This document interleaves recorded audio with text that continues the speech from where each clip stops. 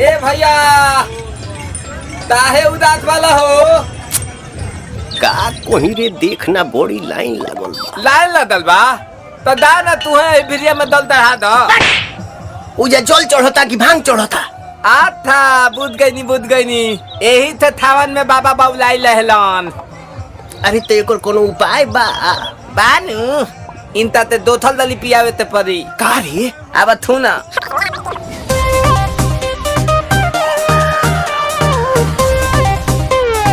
हर हर बम बम।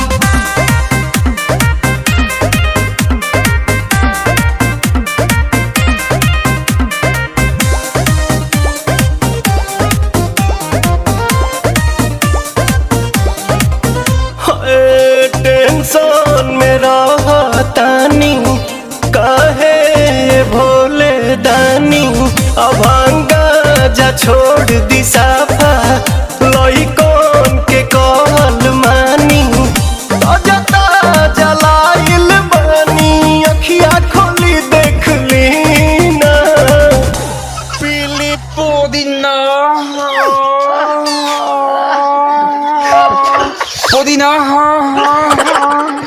पीली पुदीना पीली पुदीना सावन भरही असो भंगिया के बिना। रे बबिया ना पिहन का रे? लोता ना भैया हम पियावतनी। हाँ हाँ पिया।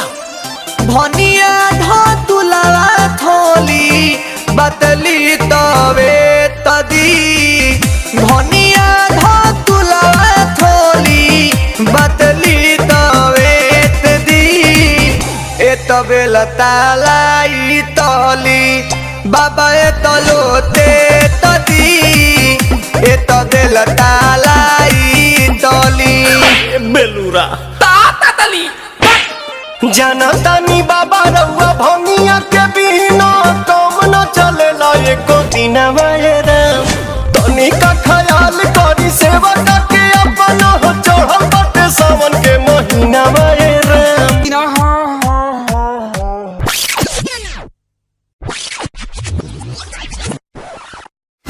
Thanks for watching guys. अगर वीडियो अच्छी लगी हो तो ले लो पुदीना और ना लेवा भैया तल्ला चैनल में सब्सक्राइब कर दा और वीडियो के लाइक कर दा, वीडियो को कमेंट कर दा और शेयर कर दा, ज्यादा से ज्यादा शेयर करा और कर ना दा। लेवा तल्ला